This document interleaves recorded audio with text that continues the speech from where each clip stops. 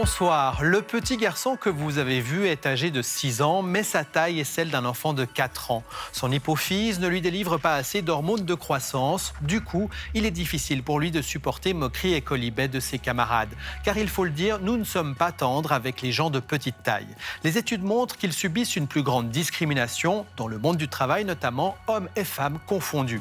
Les petits gagnent moins que les grands et ils ont moins accès aux postes à responsabilité. Cela peut vous sembler incroyable, mais c'est la réalité. Et nous verrons que même dans la recherche de partenaires amoureux, la taille a son importance. À quel mécanisme psychologique cette discrimination fait-elle appel? Quel comportement induit-elle auprès de ceux qui en sont victimes? Ce soir, nous tenterons de répondre à ces questions. Mais pour le moment, je vous propose de nous faufiler dans la tête d'un petit, ou plus exactement d'une petite. Quand les gens ouvrent la porte et qu'ils se trouvent en face d'une sage-femme d'1,52 m, bonjour, rentrez seulement, venez. Il y a des moments où ils disent, mais ça m'est déjà arrivé de voir des regards un peu qui font vous êtes qui, vous? Léna est sage-femme à domicile et médiatrice familiale indépendante. Sa petite taille l'a contrainte à certains aménagements. Je voulais vraiment avoir des fauteuils et des choses sur lesquelles je pouvais être assise et à peu près toucher les pieds par terre. Parce qu'effectivement, avoir les jambes qui sont en train de balancer sur le fauteuil pour faire de l'accompagnement ou de la médiation, je trouvais que ça ne le faisait pas ou ça ne faisait pas très sérieux. Après, on a eu la chance avec mon compagnon, effectivement, de pouvoir aménager et rénover une maison. On a fait en sorte que le plan de travail soit un peu plus bas que ce qui est généralement le cas. On a mis un toilette un peu plus bas aussi pour que ça soit plus confortable. Voilà. Hop. Ces aménagements cosmétiques n'empêchent pas Léna de devoir faire avec sa taille dans un monde de grands. Je suis confrontée dans le quotidien à être rappelée à ma petite taille. Par exemple, dans un concert, je me retrouve en fait en étant sur le passage parce que on me voit pas. Les adultes ayant leur regard plutôt à ce niveau-là, enfin un autre niveau plus haut, du coup vont avoir l'impression qu'il y a personne et donc créer le passage. Voilà, enfin pour encore un exemple de qu'est-ce que ça veut dire d'être petite. Mais moi, si je vivais peut-être seule, je m'en rendrais pas compte. C'est plutôt le fait d'avoir les regards des gens autour qui fait que je me sens petite, on va dire. Tout au long de la vie, les personnes de petite taille peuvent reporter ce problème, de dire, mais même des adultes de petite taille où on leur parle comme un jeune ou vraiment quelqu'un de plus petit, on le considère toujours comme un petit, c'est ce qu'on appelle la juvénilisation. La juvénilisation, c'est effectivement s'adresser à l'enfant pas en fonction de son âge et ce qu'on pourrait attendre de cet enfant à cet âge, mais plutôt en fonction de sa taille, dans ce cas-là, et du coup, plutôt l'infantiliser. Vous avez des enfants? Oui. 2. Oui. Est-ce que leur taille vous occasionne des inquiétudes? Alors, il y en a un qui est plutôt petit pour son âge et une qui est plutôt grande pour son âge. J'ai tendance à penser que pour un homme, c'est probablement plus difficile que pour une femme d'être petit. Ça fait référence au heightism. C'est le concept, effectivement, de l'attente sociétale que le garçon doit être grand. On va être beaucoup plus conciliant avec une fille où il y aura moins cette attente-là par rapport au garçon. D'accord, ok. Et en l'occurrence, il est régulièrement embêté à l'école. On le traite de petit. Et on le stigmatise vraiment dans cette... voilà, à tel point qu'il a dû y arriver aux mains parce qu'il n'en pouvait plus. De nouveau, il y a ce regard et cette agression, cette violence vis-à-vis de lui parce qu'il est de petite taille. Cette méchanceté, ça, oui. Ah ouais, ça me... C'est au-delà de l'inquiétude, ça me met en colère. Pour tout enfant harcelé, les risques, ils sont bien connus. C'est des enfants qui présentent plus de symptômes anxio-dépressifs, qui vont avoir tendance à un moment donné à avoir un retrait social également. Donc des enfants qui peuvent vraiment être en souffrance psychologique de par la réaction de certains pères à leur égard. Mais la stratégie de la réponse violente n'en est pas une. Ça a plutôt tendance à pérenniser cette situation de harcèlement. de fight back ne marche pas en général, mais plutôt d'avoir un ami ou un tiers et de pouvoir un peu sortir dans le action-réaction pour ne pas nourrir le harceleur et puis lui donner de quoi rétorquer à nouveau. Est-ce que le fait de parler d'exemples positifs de personnes de petite taille, cela peut l'aider? Je pense que c'est très important justement de voir que la petite taille ne définit pas un chemin forcément de souffrance ou de difficulté. Et justement, les parents qui sont de petite taille et qui renvoient une image positive de leur vécu, qui ont une bonne estime d'eux-mêmes avec leur petite taille, est un message extrêmement positif pour l'enfant. Ça, oui. Léna s'accommode très bien de sa petite taille. Elle l'a toujours vécue de façon positive. Mais un doute l'habite. Avant de se lancer dans une carrière indépendante il y a 15 ans, elle a travaillé pendant des années dans une maternité et même donné des cours dans une école de soins infirmiers. Malgré ses compétences à chaque fois largement reconnues, elle n'a jamais pu y faire évoluer sa carrière.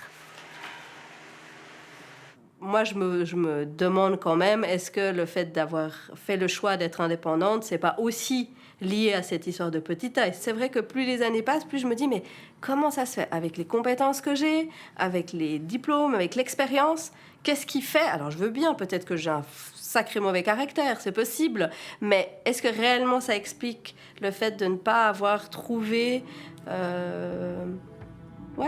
des postes ou en tout cas des responsabilités dans une entreprise qui me permettent de valoriser tout ça. Et on peut se demander effectivement si c'est une forme de discrimination, clairement.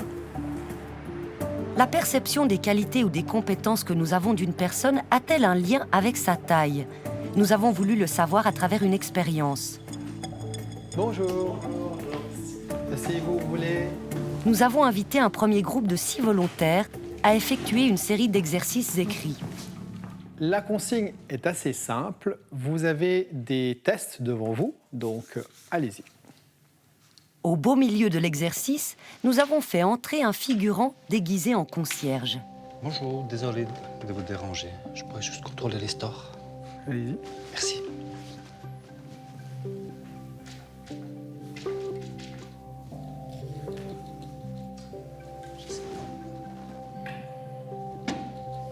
Désolé, je dois revenir plus tard. Ok, je crois que c'est...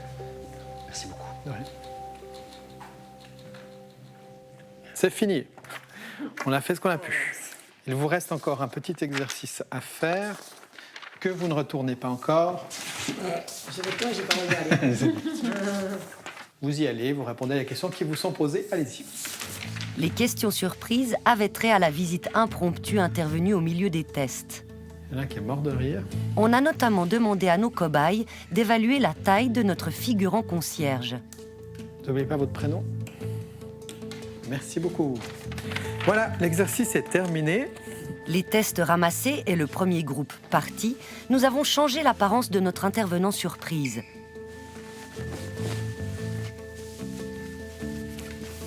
De concierge, il s'est transformé en directeur des programmes d'une télévision portugaise en visite dans nos locaux. Une deuxième équipe de volontaires a pris place sur les tabourets de nos séances de test. Nous leur avons donné les mêmes consignes qu'au premier groupe. Prenez votre temps, vous l'avez. Et comme dans la première partie de l'expérience, notre figurant est venu perturber notre deuxième équipe de volontaires en plein test. Mais cette fois, en qualité de directeur. Oui, Esther m'a dit que vous allez venir. Bonjour. Ujima, enchanté. C'est une émission qui est pas mal sur le comportement humain et ce qui est original. Ici aussi, nous avons réservé une série de questions surprises à nos volontaires, avec bien entendu une estimation de la taille de ce faux directeur des programmes. Gardez votre stylo. Je vous propose de remplir ça, pas tout de suite. Nous nous sommes ensuite demandé si la perception de la taille de notre intrus allait être la même pour chaque groupe. Le premier groupe a estimé en moyenne la taille du faux concierge à 175 cm. J'ai répondu relativement rapidement et mais pour moi 170 ça me paraissait correct. Je suis désolé de l'avoir rapetissé. Quant à notre deuxième série de volontaires, elle a estimé la taille du faux directeur à 176,5 cm en moyenne. Une différence de 1,5 cm tout à fait significative. De la manière dont il est rentré dans la salle, torse un peu bombé, il avait l'air d'être grand. C'est pour ça que j'ai donné 1,80 m. Vous l'avez estimé à quelle hauteur? 1,85 m à peu près, assez grand en tout cas. Ouais. Dans la réalité, il fait 1,77 m. Ah ouais, il y a quand même 10 centimètres de différence. Ouais. Directeur ou concierge avaient la même taille, chaussures comprises. Mais pour nos volontaires, le directeur est apparu en moyenne plus grand que le concierge. C'est ce qu'on appelle l'effet de halo ou effet de contamination. Si quelqu'un semble important, on lui attribue inconsciemment d'autres caractéristiques positives, en l'occurrence ici une taille plus grande. Et inversement pour le concierge. Jean-François Amadieu, bonsoir. Bonsoir.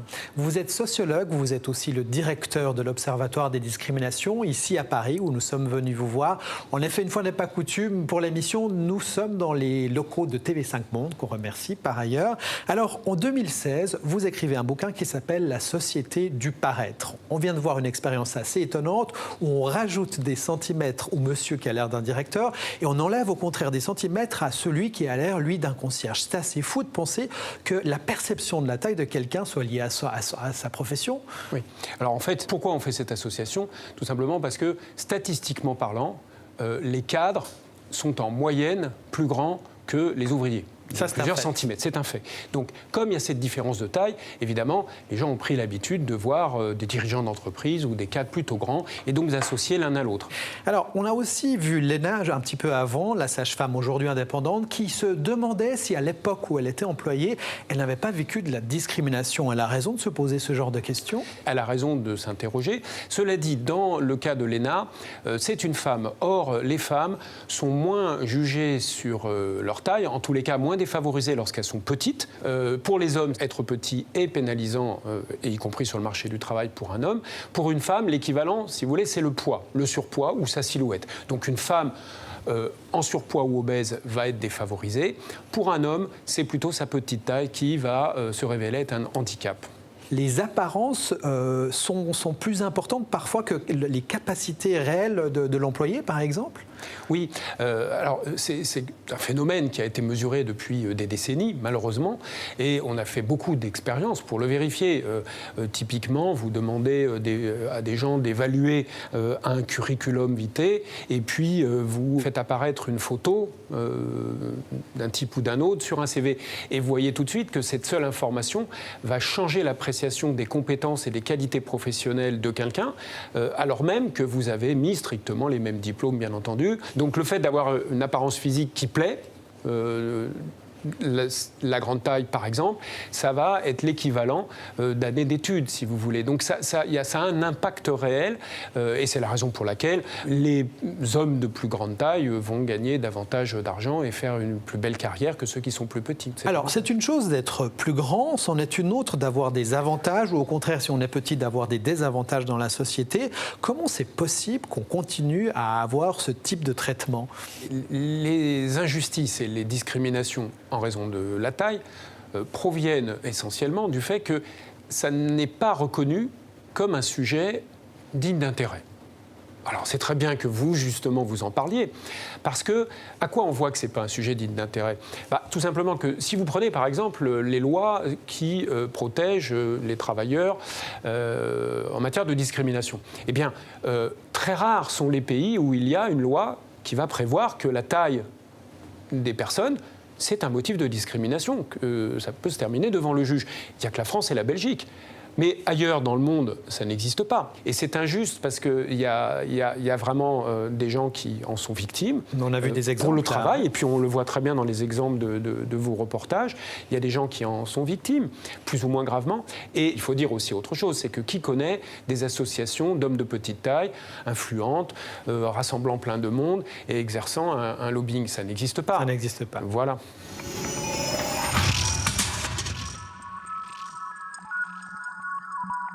Dans une société de l'apparence où de toute évidence chaque centimètre compte, être petit dans un monde de grands, ce n'est pas évident tous les jours. Si certains, comme Léna, notre portrait de début, ont accepté leur petite taille et affrontent le monde des grands sans trop d'état d'âme, pour d'autres, c'est plus compliqué. Parfois, il suffit de quelques centimètres en moins pour qu'une vie ne ressemble plus à celle qu'on a espérée. Pour exister en société par la taille, certains sont prêts à supporter de grandes souffrances. J'ai 10 ans, j'arrive à l'école, et puis je décide de pas aller en classe. Je repars de la cour d'école. Et puis voilà, je rentre pas à la maison, je vais à la Placette, dans un centre commercial, lire les livres. On me critiquait, voilà le petit nain, voilà le... Ça pèse, voilà, c'est douloureux. Intérieurement, c'est douloureux. J'en avais marre. Donc j'ai décidé d'arrêter l'école. Alors j'ai fait l'école buissonnière. Mais au bout de 3 jours, que le maître il n'avait pas de nouvelles de moi, il a téléphoné à la maison. Et en téléphonant à la maison, il a dit, ma maman elle a dit, oui, mais ça fait 3 jours qu'il va à l'école. Le maître il dit non, ça fait 3 jours qu'il ne vient pas. Alors quand je suis rentré à la maison, voilà, boum, c'est le début de la fin. Eric Zwalen a aujourd'hui 47 ans. Cet employé communal de Montaix est atteint d'achondroplasie, une maladie héréditaire qui a entravé sa croissance. À 16 ans, il mesurait à peine 1,37 m, mais ça ne l'a pas empêché de poursuivre et de réaliser son rêve. Il a été pompier volontaire pendant 25 ans. Mais pour prendre les commandes du tonne-pompe, il a dû accepter 2 ans de souffrance. Eric a été le premier Suisse à subir une élongation de ses membres inférieurs. C'était il y a 32 ans. Donc j'ai fait 2 ans de traitement. À peu près sur 2 ans, c'est une vingtaine de mois d'hôpital. Ça a consisté à rallonger les tibias, le péroné et rallonger les fémurs. Donc ils m'ont mis un fixateur externe et là ils m'ont fait une fracture des os. Tous les 6 heures, j'avais des vis à tourner et pendant ces 6 heures, le quart de millimètre, l'os il se refaisait. On ne peut pas expliquer la douleur. Mais ma foi, on doit vivre avec. Et c'est comme ça que j'ai gagné 15 cm. 9 au tibia, 6 au fémur. Cette souffrance a permis à Eric de passer d'1,37 m à 1,52 m. Je pense qu'il faut une volonté extrême pour s'engager sur ce processus long et douloureux. Et je pense qu'être motivé par une souffrance, ce qui fait que la souffrance à venir peut être envisageable parce qu'elle laisse espoir d'un gain à venir par rapport à la situation dans laquelle se trouvait le jeune. Si j'avais pas fait cette opération, j'aurais peut-être pas pu faire le camion pompier. Peut-être mon travail où je suis actuellement à la commune, peut-être ça aurait pas été non plus. J'ai grandi dans les 2 sens. J'ai grandi justement à cause de mes opérations et j'ai grandi aussi, je suis plus âgé maintenant, donc je comprends mieux. Mais le regard des autres, maintenant le regard des autres, il me dérange pas. Eric est employé communal à la voirie de Montaix. Il a hérité de sa maladie de sa maman, comme sa sœur Corinne d'ailleurs, qui a elle aussi effectué la même opération 2 ans plus tard, mais avec une issue plus dramatique. Des complications post-opératoires l'ont laissé handicapé. Eric, lui, a vu sa vie changer. Il a pu entreprendre une formation d'ébéniste et aujourd'hui, à côté de son travail à Montaix, il officie aussi comme entrepreneur de pompes funèbres.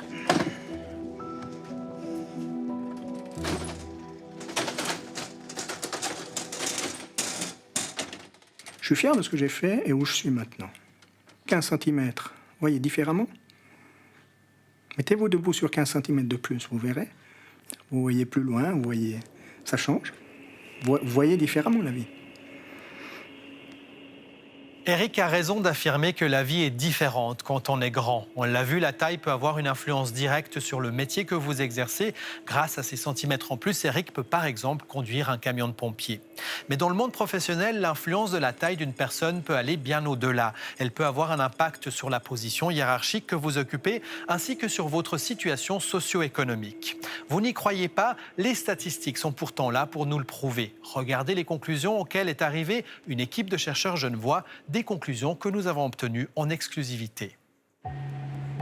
Le professeur Idriss Guessou, chef du service de médecine de premier recours des hôpitaux universitaires genevois.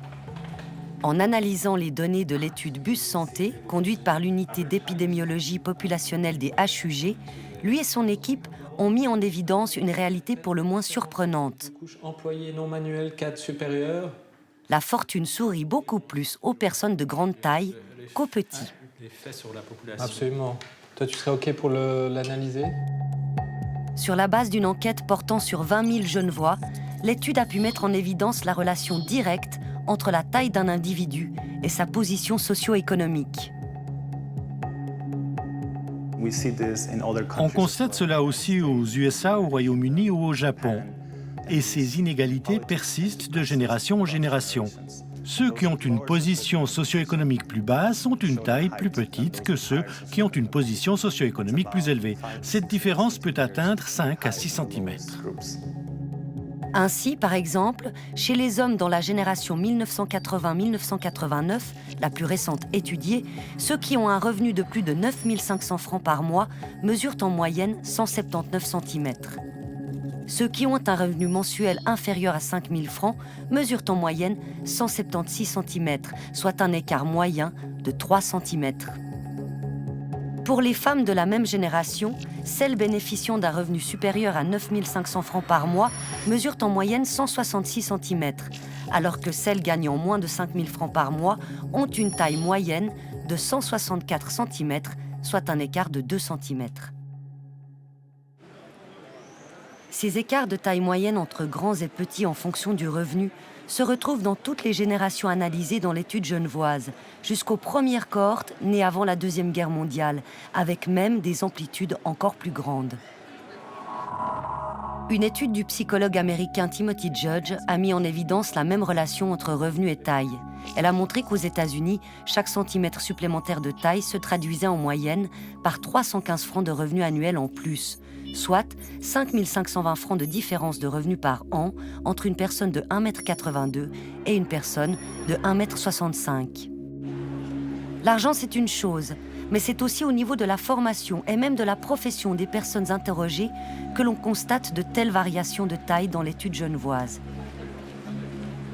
Si vous avez fait un niveau de formation tertiaire, universitaire, vous serez en moyenne plus long que vos concitoyens qui ont fait une éducation de type primaire ou secondaire, c'est-à-dire moins d'années d'éducation. Finalement, si vous avez une profession non manuelle, indépendante, vous êtes en moyenne plus long que les hommes et les femmes du même canton qui, eux, ont une activité manuelle dépendante.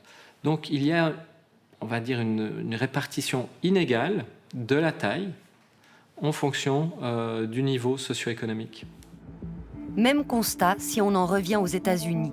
Les grands ont plus de chances de gravir les échelons hiérarchiques que les petits. Par exemple, 58% des dirigeants des 500 plus grandes sociétés américaines mesurent plus de 1,82 m, alors que les personnes supérieures à cette taille ne représentent que 14,5% de la population américaine.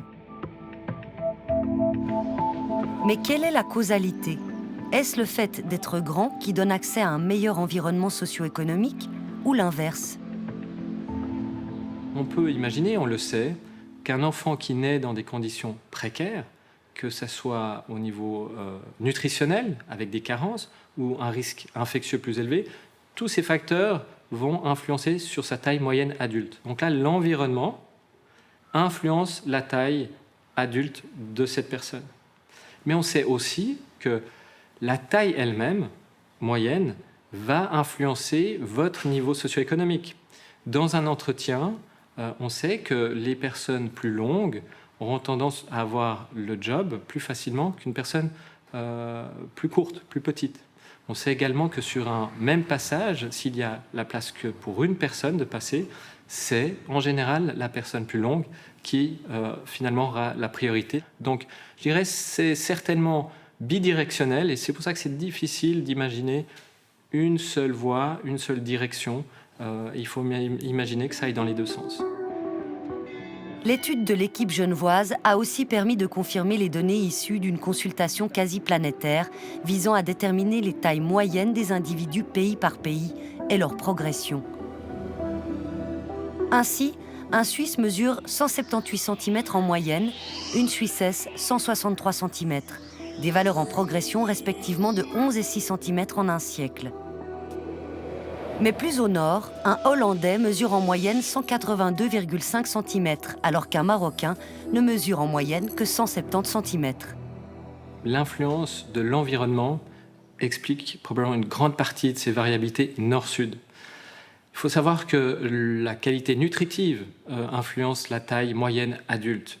Les infections chez la mère lors de sa grossesse, ou bien dans la jeune enfance, vont prédire en fait la taille moyenne adulte d'une population.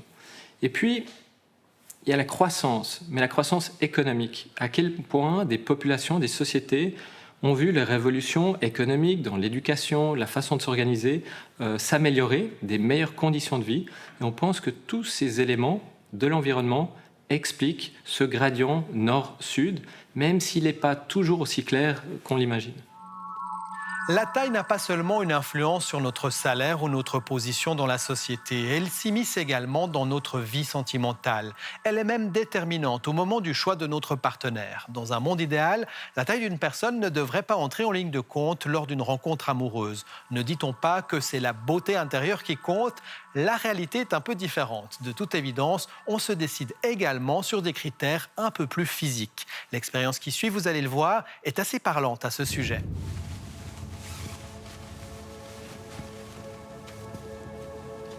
Combinaisons, gants, masques et même chaussettes, la panoplie complète du braqueur de banque. Qu'on se rassure, il s'agit en fait de rendre nos volontaires des deux sexes différenciables par leur seule taille.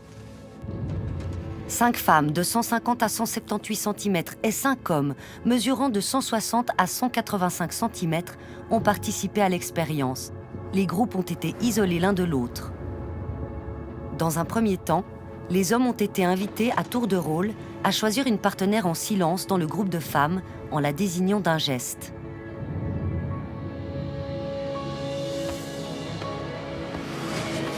Quatre de nos 5 volontaires ont choisi des partenaires de taille plus petite ou égale à la leur.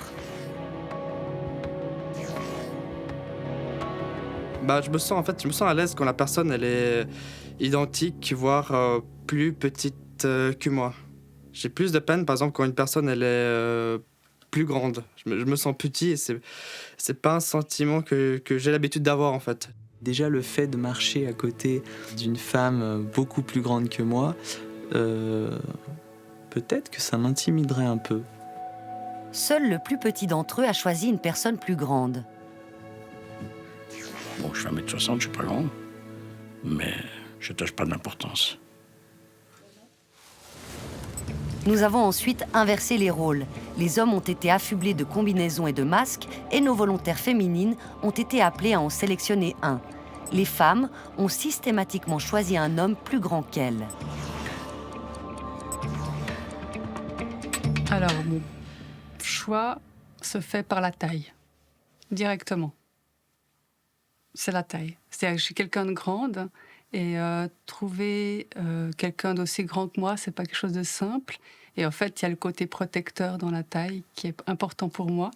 Et du coup, c'est sur ce principe-là que j'ai fait mon choix. Si j'avais un homme plus petit que moi, ça pourrait me gêner.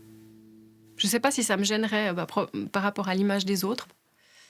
Probablement que ça me ferait un peu bizarre. Je vais me sentir en sécurité avec quelqu'un de plus grand, quelqu'un qui va être, en tout cas, un peu plus grand, oui. Trop grand, peut-être pas, mais plus petit, j'aurais un peu plus de mal. À ma connaissance, on n'a encore jamais trouvé deux populations où les femmes préfèrent en moyenne des hommes petits. Si les femmes préfèrent les grands, ça peut être lié au fait que les grands, d'un point de vue statistique et surtout d'un point de vue historique, étaient en meilleure santé. Il y a encore peu de temps, il y a 200 ans en Europe, il y avait à peu près 40% des gens qui ne survivaient pas à l'âge de 5 ans. Et il existait beaucoup de maladies infantiles. Alors du coup, dans ce contexte-là, préférer des grands ou plutôt éviter des petits, c'était peut-être une stratégie pour éviter de s'apparier avec des gens qui auraient eu une enfance difficile d'un point de vue santé et qui porteraient les séquelles de cette enfance difficile. Et du coup, une santé moins bonne ou, par exemple, une fertilité moins bonne. Mais histoire et atavisme n'expliquent pas tout. L'environnement sanitaire de nos sociétés a sensiblement évolué depuis lors, mais pas les préférences des deux sexes en matière de taille. Une hypothèse qui est assez probable, c'est le fait que les femmes préfèrent des grands parce que une grande taille est statistiquement associée à un statut social plus important. Pour les femmes, s'apparier avec un homme plus petit qu'elles, c'est vraiment quelque chose que la plupart des femmes ne tolèrent pas. Pour les hommes, même si la plupart des hommes souhaiteraient une femme plus petite qu'eux, ils sont prêts à tolérer une femme de même taille, voire une taille plus grande. Autrement dit, ils sont moins sélectifs. Moins sélectifs en matière de taille, les mâles ? Peut-être, mais de là à l'afficher en public, il y a une marche que certains ne réussissent pas à franchir. Un exemple, le prince Charles et feu Lady Diana. Toutes leurs photos officielles faisaient apparaître une différence de taille importante entre les deux, toujours au profit du futur roi d'Angleterre. Dans la réalité, les deux faisaient exactement la même taille, 1,78 m. Carole et Raoul forment un couple atypique en matière de taille. Madame fait 6 cm de plus que monsieur. Mais il a tout de même fallu un moment à Carole pour accepter un homme plus petit qu'elle. Dans les critères que j'avais, c'était une évidence que la personne avec laquelle j'allais être serait plus grande que moi. C'était hyper important pour moi que, je sais pas, je suis dans une famille de grands, avec 2 grands frères qui font presque 2 mètres, un papa d'1,85 m. J'ai toujours évolué parmi des grands et je me voyais avec un mari plus grand que moi. C'était important pour moi. En société, dehors, on aurait l'apparence d'un couple, je dirais, normal. Une femme plus grande qu'un homme, c'est un couple un peu spécial. Quand on s'est rencontrés, j'ai quand même viré les chaussures à talons pendant un bon moment. Je mettais des ballerines, des baskets, des tongs, jusqu'à ce qu'un jour, je rachète une paire de chaussures à talons, que je retrouve ma féminité et que je me dise allez, tant pis, tant pis.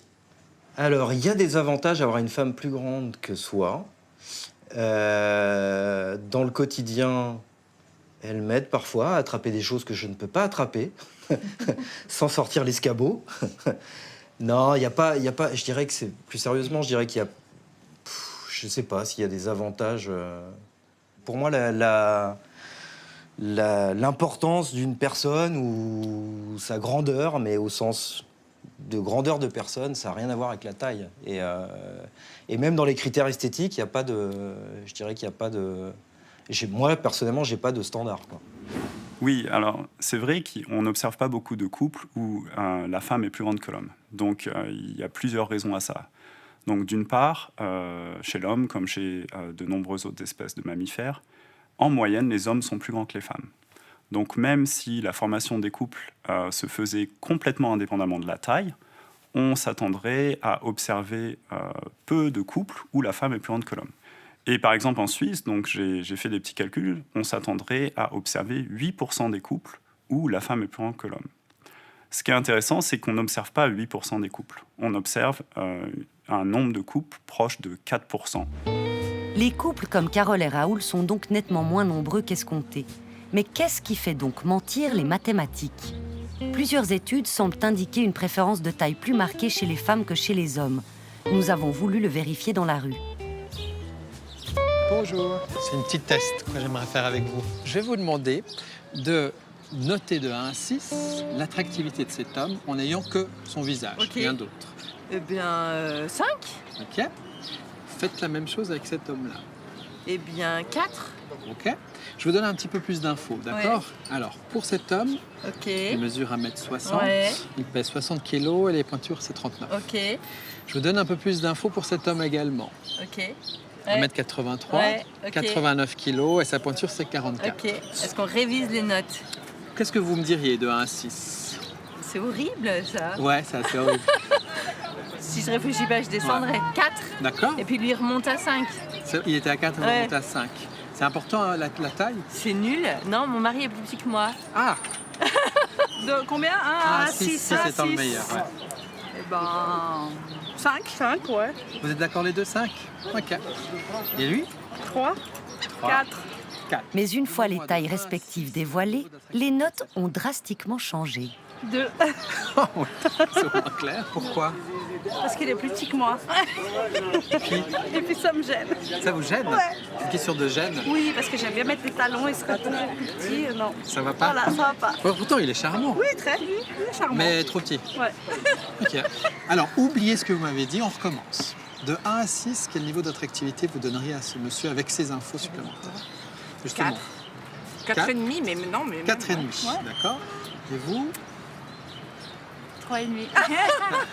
Pourquoi vous avez fait ça? Vous avez inversé vos notes finalement? Parce que pour moi, la taille, c'est assez important comme je suis assez grande. Comme vous êtes grande, vous ne voyez pas sortir avec un homme plus petit et dehors Non. dans la rue? Ça marche pas. Non. C'est pas top, ça marche pas. Ça colle pas au Ça- visuel, je c'est suis quoi? pas attirée, quoi. Ouais. Ouais. Ah oui, c'est ça. Que vous n'avez pas d'autres infos. Ouais. La majorité des femmes que nous avons interrogées a changé son évaluation après avoir pris connaissance de la taille de nos 2 hommes tests. Selon une enquête de l'Institut national d'études démographiques français, elles sont d'ailleurs 76% à ne pouvoir envisager un partenaire plus petit qu'elles. J'ai tout de suite trouvé mignon, mais c'était pas dans mon... J'avais des talons comme ça, c'était pas une option. C'était non, mais même pas. Il rentrait pas dans le cadre. Je sais pas ce qu'elle entend par mignon. C'est assez suisse. Enfin, je sais pas, on dit mignon, chou, mais ça veut pas dire... Bon. Peut-être qu'en effet... Beau gosse, peut-être, t'osais pas le dire, non? En tout cas. Une belle gueule, quoi, mais il était trop petit.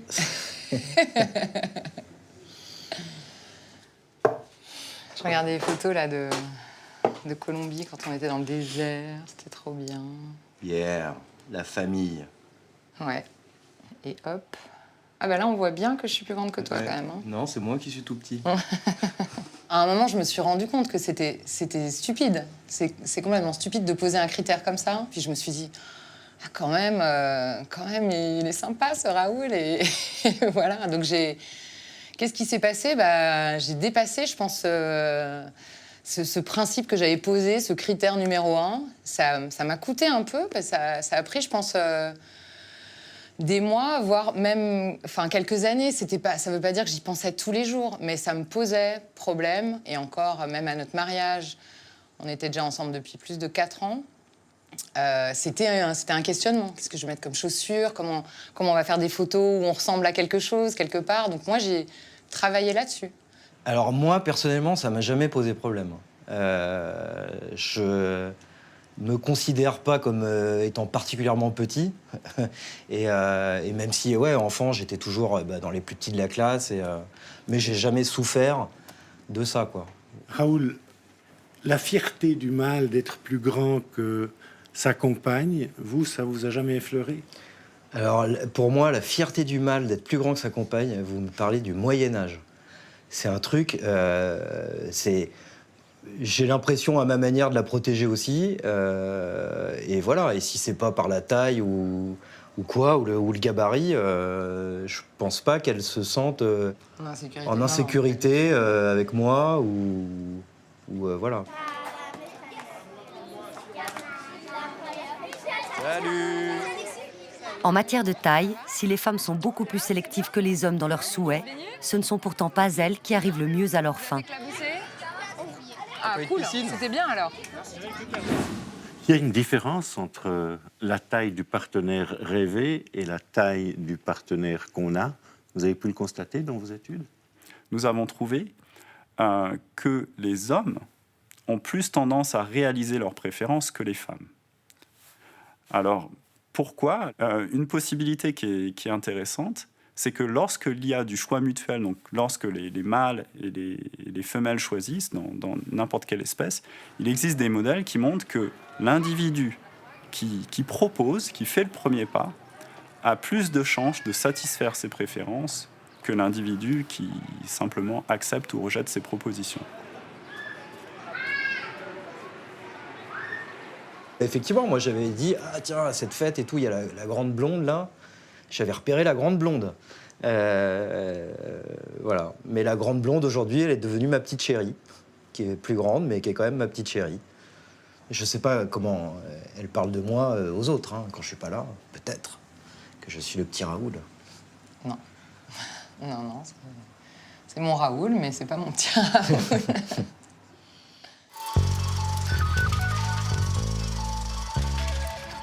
Jean-François Amadieu, alors des couples comme Raoul et Carole, on n'en voit pas beaucoup dans la rue. Qu'est-ce qu'on se dit lorsqu'on voit un couple où madame est plus grande que monsieur? Quelles sont les premières pensées qui nous viennent à l'esprit? On se dit que peut-être que cet homme est avec une femme trophée à ses côtés. Une femme trophée? Oui, c'est-à-dire que en fait, c'est l'expression qu'on emploie pour ces hommes qui vont rechercher une femme, une belle et grande femme, alors qu'ils sont eux-mêmes petits. Et le fait qu'elle soit plus grande, en définitive, n'est plus un problème. On a réussi à la conquérir et c'est différent. D'ailleurs, c'est assez étonnant. Hein. Comment vous expliquez que ce soit surtout les femmes qui sont, entre guillemets, exigeantes sur la taille de leur partenaire?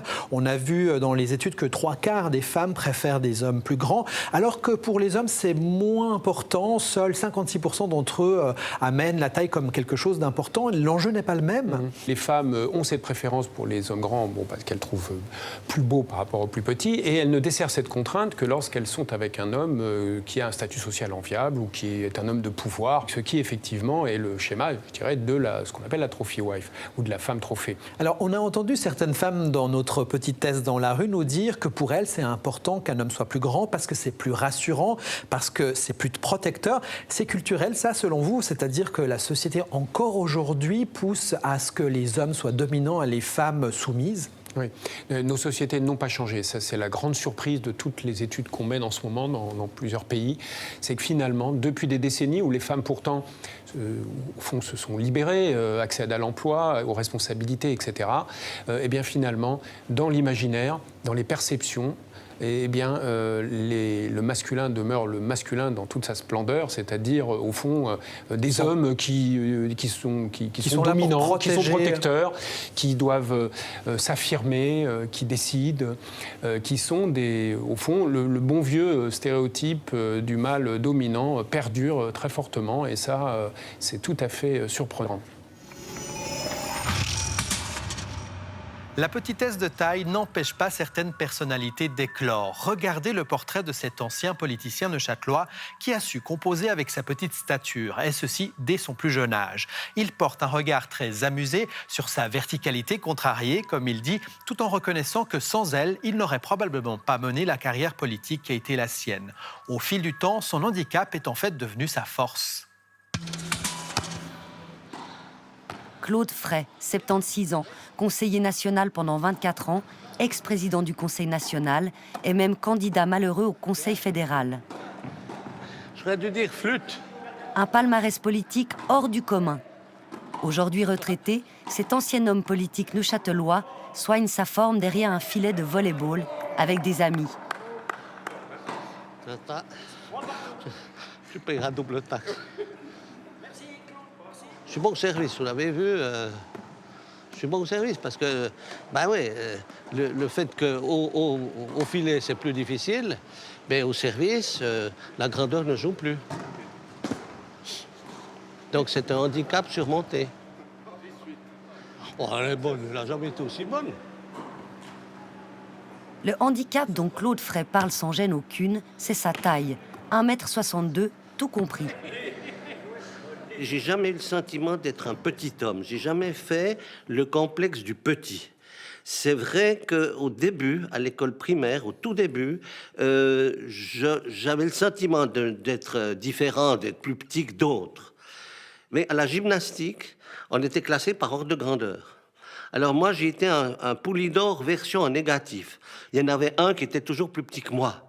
Et j'étais toujours l'avant-dernier, Poulidor à l'envers. En classe, j'ai un souvenir précis d'une élève, je suis au tableau noir, et puis elle quitte son banc, elle vient, et devant toute la classe, elle me dit « T'es trop chou, toi ?» et elle m'embrasse sur la joue. C'était ça, « Small is beautiful ». Donc, j'ai pas eu le sentiment d'un petit qui faisait le complexe du petit. Merci, monsieur le président de la ville. Pas de complexe donc, mais la petite taille a quand même eu des effets sur l'ancien politicien neuchâtelois. Disons-le, il y a quand même un handicap à combler. Pourquoi? Parce qu'on vit que dans un monde où il faut marquer son territoire. On n'est plus à l'âge des cavernes, mais il n'en reste pas moins que les rapports de force, ça existe toujours. Alors, pour marquer son territoire, moi, c'était la parole. Quand je dis la parole, c'est positif, mais à l'école, c'était le bavardage. J'ai beaucoup parlé tout au long de ma vie, et pas seulement pour faire de la politique. C'était pour compenser aussi? C'était pour compenser, et c'est une manière de marquer le territoire. C'est pour marquer son territoire. Quand un grand, De Gaulle, il s'impose naturellement, et les petits compensent souvent par le verbe. Sarkozy, on dit il est agité, etc. Mais c'est une manière aussi de vouloir s'imposer. Nicolas, comment vas-tu? L'ancien président français ne le faisait pas seulement par la gestuelle d'ailleurs. Dans ses visites industrielles, il ne négligeait aucun détail. On m'a dit que vous avez été choisi sur un critère de taille. Est-ce que c'est vrai? Oui. Oui. Pour ne pas être plus grand que le président? Voilà. Voilà. Ça ne devait pas se savoir, c'est raté. Mais pour l'image, c'est réussi. À part les ministres, aucune tête ne dépasse. Faut se battre. Et c'est ce qu'on fait. Un petit doit se battre autrement pour surmonter un handicap. Et un handicap surmonté, ça devient un avantage. Et pour ça, il y a la parole, le verbe. Et puis je crois l'humour. Pour gagner aussi la confiance et l'écoute des gens, le verbe. Alors le verbe jusqu'à l'excès, là c'est une confession, j'en suis bien conscient. Je dois assommer les gens, je parle trop. En politique, est-ce que votre petite taille vous a parfois désavantagé? Non, je crois pas. Je peux en tout cas pas dire que j'ai pas accédé au Conseil fédéral parce que c'était ma petite... Sûrement pas. Couchepin qui était d'une grande taille, mais ça n'a pas joué. Non, je crois que ça n'a pas joué. Là, sur ce point-là, je suis convaincu que c'est pas une question de stature. La stature n'a peut-être pas tant d'influence pour les locataires de la coupole fédérale. En revanche, aux États-Unis, c'est une évidence. Parmi tous les présidents qui se sont succédés à la tête de la première puissance mondiale depuis John F. Kennedy, un seul, Jimmy Carter, avait une taille inférieure à 1,80 m. Pour vous, c'est quoi un grand homme? Ah, mais c'est un grand homme, on parle de l'idéal, c'est la verticalité au sens, alors, qui dépasse largement la taille. La verticalité, c'est dans la hauteur des idées, c'est dans la volonté, c'est dans la vision qu'on peut avoir. Je suis pas un admirateur de Mitterrand. Il n'empêche que Mitterrand a incarné l'État. Mitterrand avait une attitude de grand. Et il était à peu près de ma taille. Je l'ai reçu à Neuchâtel, donc on peut comparer. Mais regardez Bush, fils. Moi, j'ai toujours cru que Bush était petit. Je me suis renseigné, il faisait 1,83 m. Il avait un comportement de petit, agité et autres, et il n'avait pas le comportement d'un chef d'État. Mitterrand, qui faisait à peu près la taille que j'ai, eh bien, avait la stature de l'homme d'État. Et ça, c'est toute la différence. La verticalité s'exprime autrement. Jean-François Amadieu, est-ce que la taille d'une personne peut avoir une influence sur sa personnalité, son comportement ? Oui, les études démontrent qu'effectivement, il y a un lien, ce qui est tout à fait compréhensible.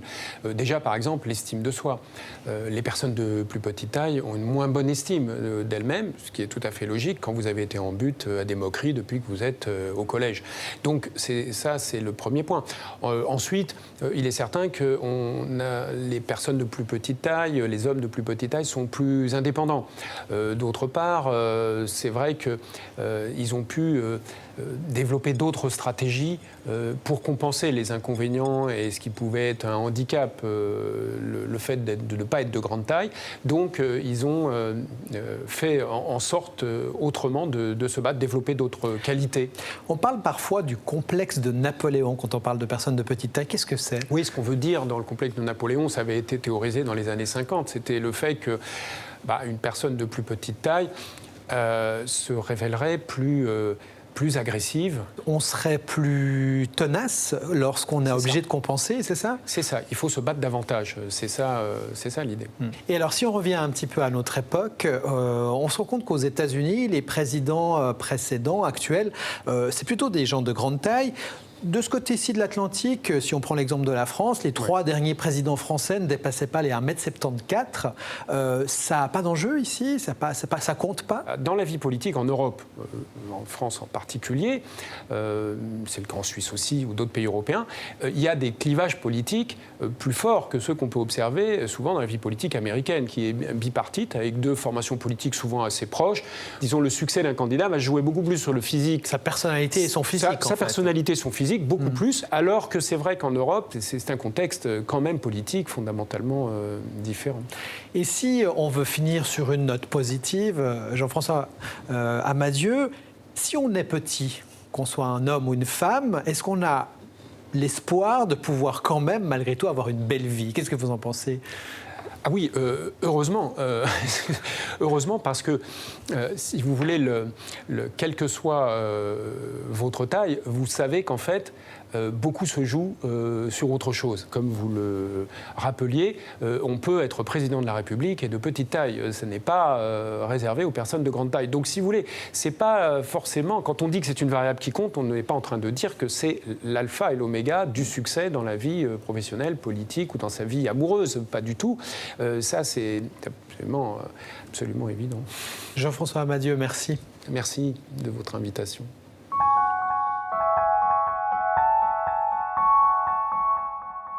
Voilà, Dans la tête d'eux, c'est terminé pour ce soir. Si vous voulez voir ou revoir l'émission, elle est en tout temps disponible sur notre site internet. Vous pouvez également nous laisser un message à notre adresse mail ou sur notre page Facebook. Je me joins à l'ensemble de l'équipe qui a contribué à cette édition pour vous souhaiter une très belle soirée. Portez-vous bien.